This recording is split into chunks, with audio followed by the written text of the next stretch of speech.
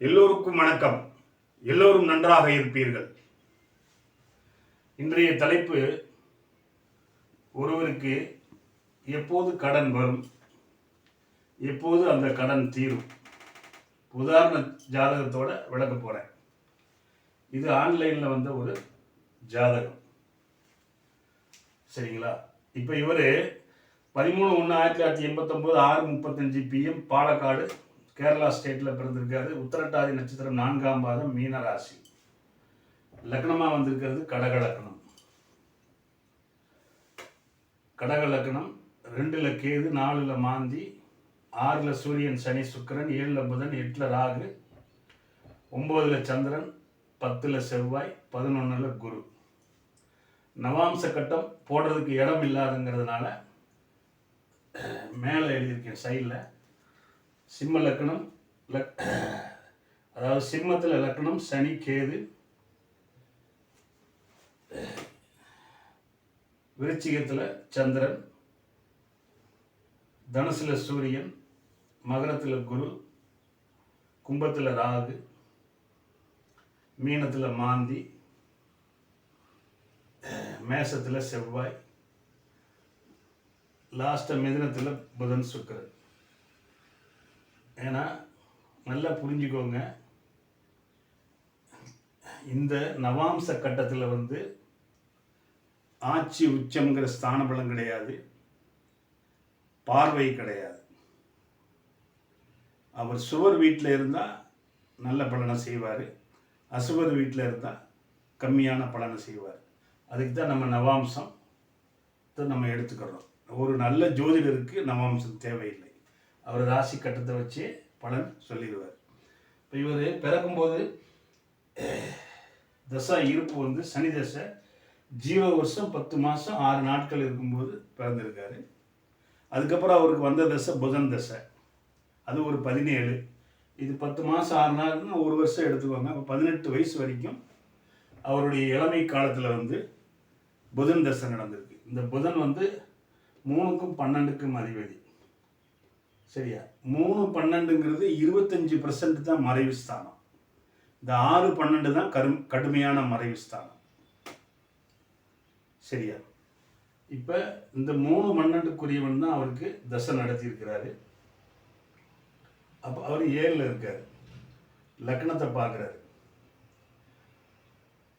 இந்த லக்னத்தை செவ்வாய் 4ஆம் பார்வையாக பார்க்குறாரு, புதன் 7ஆம் பார்வையாக பார்க்குறாரு. இந்த கடக சிம்ம லக்கணங்களுக்கு ராஜ யோகாதிபதியாக செவ்வாய் வருவார். அதனால் இந்த கடக லக்கணத்துக்கு செவ்வாய் பார்க்கலாம், நல்லது. புதன் பார்க்குறாரு, அப்போ லக்னம் சுபத்துவம் அடையுது. சனி பார்க்கல, வேற குரு சுக்கிரன் பார்வையும் இல்லை. புதனுடைய 33% பலன் தரும். குரு 100%, சுக்கிரன் 50%, புதன் 33%. அப்போ இங்கே ஏற்கனவே செவ்வாய் பார்க்குறாரு 4ஆம் பார்வைன்னா, இங்கே செவ்வாய் 10ல் திக்பலம் அடைஞ்சிருக்கிறாரு, ப்ளஸ் ஆட்சி பெற்ற நிலையில் இருக்கிறாரு, ப்ளஸ் வர்க்கோத்தமும் அடைஞ்சிருக்காரு. அப்போ இங்கே 3 விதத்தில் இவர் பலம் அடைஞ்சிருக்கிறார். சரி, இது கிரக அமைப்புகள் சொல்லிட்டேன். இப்போ இவருக்கு நடந்துகிட்டு இருக்கிறது சுக்கிரதச குரு புத்தி. இந்த சுக்கிரதச குரு புத்தி 28/1/2024 20/9/2026 வரைக்கும் நடக்குது. இந்த சுக்கிரதசை முடிகிறது 20/11/2033. சரி, இப்போ நம்மளுடைய சப்ஜெக்ட் என்ன அப்படின்னா கடன். கடன்னாலே பொதுவாக இது எல்லாருமே வாங்கக்கூடியது தான் கடன். இன்னைக்கு தேதிக்கு இது இப்போ 50-100 வருஷத்துக்கு முன்னாடி போங்க, கிட்டத்தட்ட யாருமே கடன் கொடுக்க மாட்டாங்க. அப்படியே நீங்கள் வாங்கினாலும் அவங்க வீட்டுக்கு போய் காலில் கையில் விழுந்து கெஞ்சி கெதறி உங்களுடைய குடும்ப கஷ்டத்தை எல்லாம் சொல்லி அதுக்கப்புறம் அவர் கொடுப்பார். ஆனால் இன்னைக்கு தெருவுக்கு தெருவு, வீதிக்கு வீதி, பஸ் ஸ்டாண்டு, முக்கியமான இடங்கள் எல்லாம் உங்களுக்கு போர்டு போட்டிருப்பாங்க. கடன் கொடுக்கறதுக்கு நிறைய பேர் ரெடியாக இருக்காங்க. ப்ரைவேட்டாக இருந்தாலும் சரி, அது பேங்காக இருந்தாலும் சரி, இல்லை ஒரு நகை கடன் வச்சுருக்கிறவங்களா இருந்தாலும் சரி, இந்த மாதிரி ஏகப்பட்ட பேர் கடன் கொடுக்கறதுக்கு ரெடியாக இருக்காங்க. இதை தவிர ப்ரைவேட்டில் வந்து 5 பைசா வட்டி, 10 பைசா வட்டி, கந்து வட்டி, மீட்ரு வட்டி இப்படின்ட்டு நிறைய கொடுக்கறதுக்கு ரெடியாக இருக்குது. அவங்களுக்கு வட்டி மட்டும் வந்தால் போதும், முதல் கூட தேவையில்லைங்க. மாதம் மாதம் வட்டி வந்துக்கிட்டே இருந்தால் அவங்க கொடுத்துக்கிட்டே இருப்பாங்க. இப்போ இன்றைக்கி தேதிக்கு கடன் வந்து வாங்கிறது ஒரு பெரிய விஷயமே இல்லை. சரி, இப்போ கோடீஸ்வரங்களே வாங்குறாங்க. பெரிய பெரிய அது அம்பானியாக இருக்கட்டும், அதானியாக இருக்கட்டும், எல்லாருக்குமே கடன் தேவை. நம்ம வந்து சும்மா ஒரு 5 லட்சம் 10 லட்சம் வாங்குகிறோன்னா அவங்க 1000 கோடி 2000 கோடி 5000 கோடி வாங்குவாங்க. ஆனால் நமக்கு இருக்கிற நிம்மதி அவங்களுக்கு இருக்காது. ஏன்னா அவங்க பிஸ்னஸ்க்காக வாங்குகிறாங்க. அவங்க பண்ணுற ப்ரொடக்ஷன் என்ன உற்பத்தி பண்ணுறாங்களோ அது ப்ரொடக்ஷன் ஆகி மார்க்கெட்டிங் போய் பணம் வந்தால் தான் அவங்களுக்கு இஎம்ஐ கட்ட முடியும். ஆனால் நம்ம அப்படி கடன் வாங்கியிருக்க மாட்டோம். நம்மளுடைய வருமானம் எவ்வளவோ அதில் பகுதி பேங்கில் கட்டுற மாதிரி, பகுதி குடும்ப செலவு வைக்கிற மாதிரி தான் வாங்கியிருப்போம். சரியா?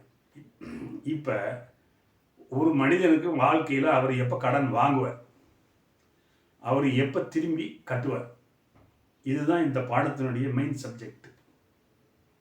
இப்போ கடன்னாலே 6ஆம் இடத்தை குறிக்குது. 6ஆம் இடம்ங்கிறது ருண ரோக சத்துரு ஸ்தானம் சொல்லுவாங்க. அதாவது கடன் நோய் எதிரி. இதுக்கப்புறம் 8ஆம் இடம் 12ஆம் இடம். அப்புறம் ஒரு ஜாதகத்தில் ஒருவருக்கு கடன் வாங்குறாருன்னா அவருக்கு 6க்குரியவனுடைய தசையோ 8 12க்குரிய தசையோ நடக்கும்போது அவர் கடன் வாங்குவார்.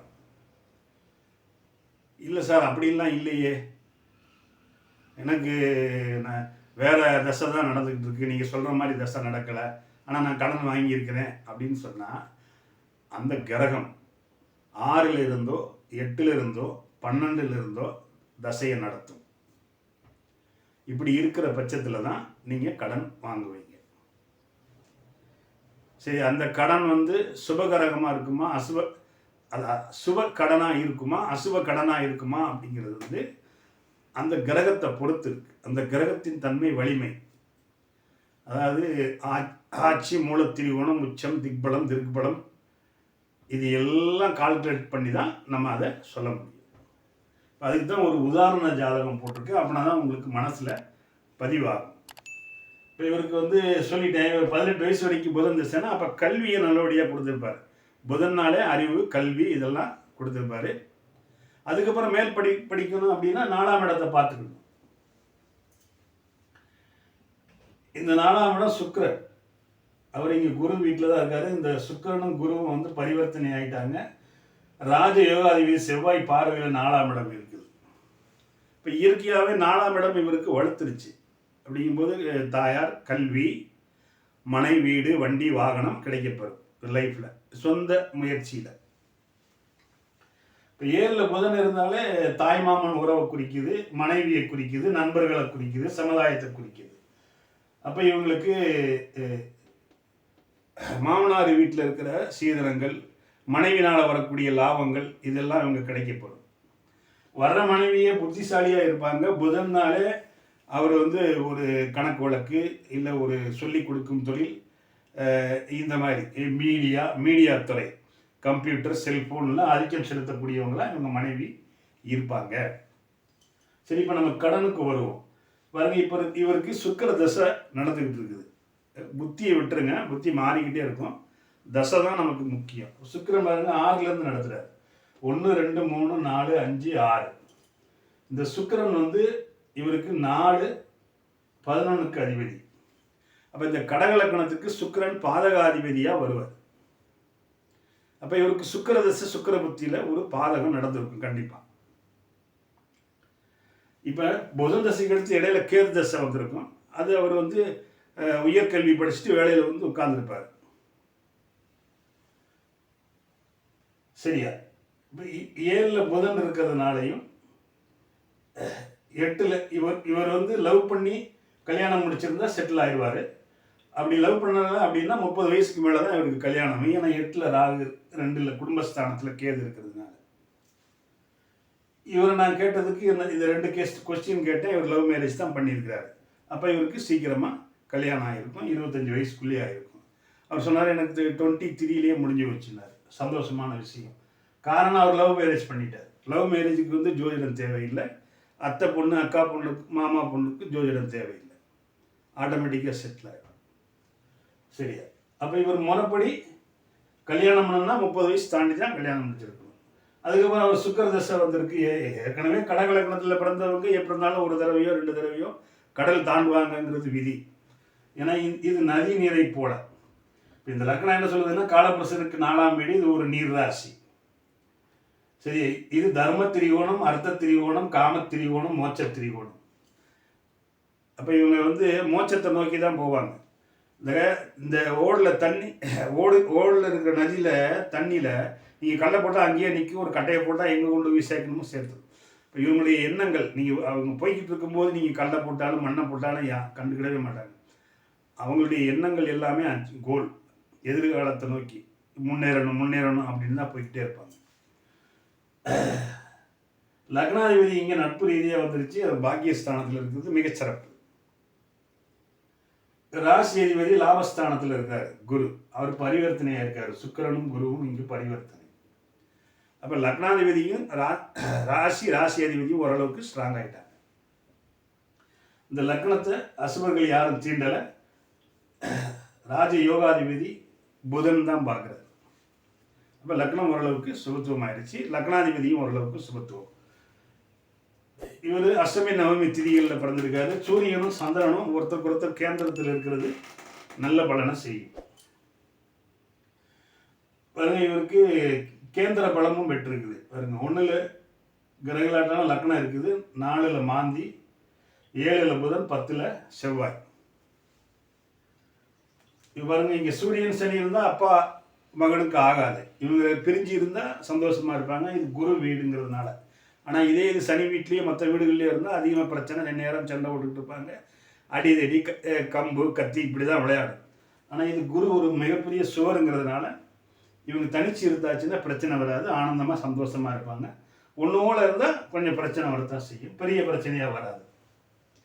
சரி, இங்கே பாருங்க, இப்போ இங்கே சூரியன் வந்து சனியையும் சுக்கிரனையும் அஸ்தங்கப்படுத்துகிறாரான்னு நம்ம பார்க்கணும். ராகு இருந்தால் கிரகணப்படுத்துவார், சூரியன் இருந்தால் அஸ்தங்கப்படுத்துவார். இங்கே சூரியன் வந்து 29 டிகிரியில் இருக்கிறாரு, சனி 13 டிகிரியில் இருக்காரு. அப்போ 10 டிகிரி தள்ளி வந்துட்டாரு. 10 இல்லை, 16 டிகிரி தள்ளி இருக்காரு. சனி வந்து இங்கே அஸ்தங்கம் அடையலை. சுக்கிரன் 9 டிகிரியில் இருக்காரு, 20 டிகிரி தள்ளி இருக்காரு. அப்போ இங்கே சனியும் சுக்கிரனும் சூரியனோட அஸ்தங்கம் அடையாமல் தடிச்சிருக்கிறாங்க. இந்த கடக லக்னத்துக்கு சனி வந்து 7, 8ல் இருந்தால் நல்லது இல்லை. ஏன்னா சனி ஆட்சி உச்சம் அடையக்கூடாது. இந்த கடக லக்னத்துக்கு அவர் அஷ்டமாதிபதியாக வருவார், களத்திராதிபதியாகவும் வருவார். அதனால் அவர் 6, 8, 12ல் மறைஞ்சி இருக்கிறது நல்லது. இல்லை 3, 6, 10, 11ங்கிற உபஜயஸ்தானத்தில் இருக்கிறது நல்லது. தசையில் கெடுதல் தரமாட்டார். இங்கே சனியை சுக்கிரன் வேற சுபத்துவப்படுத்துகிறார். அப்போ 4 டிகிரிக்குள்ள சுக்கிரன் சுபத்துவம் கொடுத்துருவார். அப்போ எப்படி இருந்தாலும் ஒரு இன்ஜினியருங்கிற ஒரு லைன் வந்துடும். அது மெக்கானிக்காக என்னங்கிறத நம்ம அடுத்த கிரகத்தை வச்சு தான் நம்ம யோசிக்கணும். அப்போ இவர் இன்ஜினியரிங் படிச்சிருப்பாருங்கிறது உறுதியாகி போச்சு. சரியா? சரி, இப்போ இவர் சுக்கிர தசையில் சுக்கிரன் 6லிருந்து தசை நடத்துகிறார். அப்போ இவர் கண்டிப்பாக கடன் வாங்கி இருக்கிறாரு அப்படின்னு நம்ம எடுத்துக்கிடலாம். ஏன்னா 6லிருந்து தசை நடத்துகிறாரு. அவர் 3, 11க்கு அதிபதி, பாதகாதிபதி தான் இவர். இருந்தாலும் இவர் பரிவர்த்தனை ஆகியிருக்காரு. இப்போ பரிவர்த்தனை ஆகிட்டாலும் சுக்கிர தசை சுக்கிர புத்தியில் சில கெடுதல் பண்ணாலும் மற்ற புத்திகளில் கெடுதல் பண்ண மாட்டார். ஏன்னா 4க்குரியவர். 4ன்னா மனை, வீடு, வண்டி, வாகனம் இதெல்லாம் இந்த சுக்கிர தசையில் அவருக்கு கிடைக்கப்பெறும். அவர் செய்கிற தொழிலில் லாபம் வரும். ஏன்னா 11க்குரியவன் அங்கே குரு வேற இருக்கிறார். அப்போ ரெட்டிப்பு லாபம் வரும். இவருக்கு இங்கே செவ்வாய் தான் அதிகமாக வளர்த்துருக்கு இருக்கிற கிரகங்கள்லேயே. ஆனால் குரு பார்வை இல்லை. இருந்தாலும் இங்கே செவ்வாய் திக்பலம் பெற்றிருக்காரு, ஆட்சி பெற்றிருக்காரு, வர்க்கோத்தமம் அடைஞ்சிருக்காரு. அப்போ 6ங்கிறது வேலை, 10ங்கிறது தொழில். அப்போ இவர் வேலை செய்கிறத விட தொழில் செஞ்சால் நல்லது. அப்போ செவ்வாய்க்குரிய தொழில் இவர் எடுத்தால் ஜெயிப்பார். இப்போ செவ்வாய்னா real estate, civil engineer, electrical engineer, instrumentation and control engineering, அதுக்கப்புறம் தீயினால் இப்போ பேக்கரி இல்லை ஒரு ஃபயர் சேஃப்டி, இந்த மாதிரி செவ்வாயினுடைய தொழில்கள் இவர் எடுத்தால் இவர் வாழ்க்கையில் ஜெயிச்சுக்கிட்டே இருப்பார். ஏன்னா இங்கே செவ்வாய் 3 விதத்தில் பலமாக இருக்கார். ஒன்று திக்பலம், 2வது ஆட்சி மூலத்திரிகோணம், அப்புறம் வர்க்கோத்தமம். அப்போ இவருக்கு செவ்வாய்க்குரிய தொழில் எடுத்தால் இவர் ஜெயிப்பார். அதுதான் பண்ணிக்கிட்டு இருக்கிறார். ஃபயர் சேஃப்டி தொழில் தான் இவர் பண்ணிக்கிட்டு இருக்காரு. அதில் கண்டிப்பாக ஜெயிப்பார். இப்போ சுக்கிர தசை 4க்குரியவங்கிறதுனால அது 6லேருந்து தசை நடத்துறதுனால இவர் கடன் வாங்கியிருக்காரு. அப்போ வீடு கட்டுறதுக்காக வாங்கியிருப்பார்,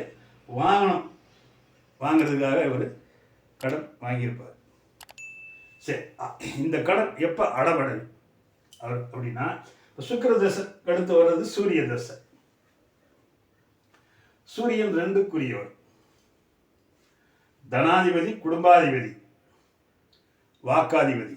இங்கே கேது இருந்தாலும் அந்த சூரிய தசை எப்போ வரும்? 2033 ஸ்டார்ட் ஆகுது. ஆனால் அந்த சூரியன் இருக்கிறது 6லேருந்து தசை நடத்துவார். ஆனால் 2க்குரியவர் இவருக்கு லக்ன சுபர் அவர். அப்போ 2033 2056 வரைக்கும் நல்லா இருக்க போகிறார். ஆனால் சூரிய தசையில் கடன் குறைஞ்சிக்கிட்டே வரும். அதுக்கடுத்து வர சந்திர தசை, அதாவது 2039 2049 வரைக்கும் வர சந்திர தசை, வீடு கொடுத்த குரு பரிவர்த்தனையாகி ஆட்சி மூலத்திரிகோணம் பெற்றுவார். அவரே பாக்கியஸ்தானத்தில் இருக்கார், நட்பு வீட்டில் இருக்கிறார். அப்போ இந்த சுக்கிர தசையில் கடன் கட்டிக்கிட்டே இருப்பார். சூரிய தசையில் அப்படியே குறைஞ்சிக்கிட்டே வரும். சூரிய தசை வரும்போது ஃபுல்லாக இவருக்கு கடன் முடிஞ்சிடும். சந்திர தசையில் இவர் கடனே இல்லாமல் போயிடும். சந்திர தசையில் இவர் செட்டில் ஆகிடுவார். அதுக்கப்புறம் இவர் கடனே வாங்க மாட்டார். பிள்ளைங்க பெரிய பிள்ளையாகிடுவாங்க. சரியா? அதுக்காக வேண்டியதான் அந்த சூரிய தசையில் மறுபடியும் அவர் கடன் வாங்க வேண்டி வரும். சரி சார், இவருக்கு சொல்லிட்டீங்க, இவர் மாதிரி எங்களுக்கு இல்லையேங்கிற சந்தேகம் உங்களுக்கு வரும். எப்பயுமே 6ஆம் இடத்துல நீங்கள் கடன் வாங்கினீங்கன்னா 6லேருந்து 6 தசை நடக்கணும். அதாவது 1 இங்கேருந்து எடுங்க, இது 6ஆம் இடம். 1 2 3 4 5 6. அப்போ உங்களுக்கு சுக்கிர தசையோ, இவருக்கு சுக்கிர தசை உங்களுக்கு சொல்கிறேன், அந்த வீட்டுக்குரியவன் யாரோ அந்த தசை நடந்தாலோ, இல்லை அந்த வீட்டில் இருக்கிற கிரகம், இப்போ இங்கே இவருக்கு குரு தசை நடந்தாலோ கடன் அடவடையும். அதுக்கப்புறம் 8ங்கிறது லக்கணமே வந்துடும். லக்னாதிபதி தசை நடந்தாலும் அவருக்கு கடன் தீரும். 12 8 9 10 11 12. இப்போ 5க்குரிய தசை நடந்தாலும் கடன் அவர் வாங்கின கடன் தீர்ந்து போயிடும். அதே மாதிரி 9க்குரிய தசை வந்தாலும் தீர்ந்து போயிடும். இவ்வளோதாங்க. அப்போ 1 5 9ன்னு எடுத்துக்கிட்டாலே அது நமக்கு லக்ன சுபராக வருவாங்க. அப்போ எப்பயுமே 1 5 9க்குரியவன் தசைகளில் கடன் இருந்தால் உங்களுக்கு தீர்ந்து போயிடும். அதுவும் ஓரளவுக்காவது சுபத்துவமாக இருக்கணும், நட்புங்கிற ரீதியிலேயாவது. அவர் ஆட்சி பெற்று உச்சம் பெற்று குரு பார்வையில் இருந்து தசை நடத்தினா மிக சூப்பர். கடனையும் கட்டியிருப்பீங்க, மேற்கொண்டும் பணம் சம்பாதிப்பீங்க, லட்சக்கணக்கில் கோடிக்கணக்கில். சரி, எப்பயுமே அந்த 1 5 9 தசை ஃபேவரேட்டாக தான் இருக்கும், லக்ன சுபராக இருக்கிறதுனால. இப்போ உங்களுக்கு புரிஞ்சிருக்குன்னு நினைக்கிறேன். அப்படி உங்களுக்கு ஒன்றுமே பிடிவிடலை வைக்கலை அப்படின்னு சொன்னால் உங்கள் ஜாதகத்தை அனுப்பிச்சி வைங்க. நான் கம்மியான ஃபீஸில் தான் பார்க்குறேன். நான் உங்களுக்கு கிளாரிஃபை பண்ணிடுவேன். இந்த வீடியோ பிடிச்சிருந்ததுன்னா லைக் பண்ணுங்கள், ஷேர் பண்ணுங்கள், சப்ஸ்கிரைப் பண்ணுங்கள். பெல் பட்டன் அமுக்குங்க. ஆளுங்கிற ஆப்ஷன் அமுக்குனீங்கன்னா நான் போடுற ஒவ்வொரு வீடியோவும் உங்களுக்கு நோட்டிஃபிகேஷனாக சேரும். நமது நேயர்கள் ஆள் போல் தலை தலைத்து, அருகது போல் வேரூன்றி, மூங்கில் போல் கிளை கிளைத்து, முதியாமல் வாழ்ந்திருக்க வாழ்கவென வாழ்த்தி அமைகிறேன். வணக்கம்.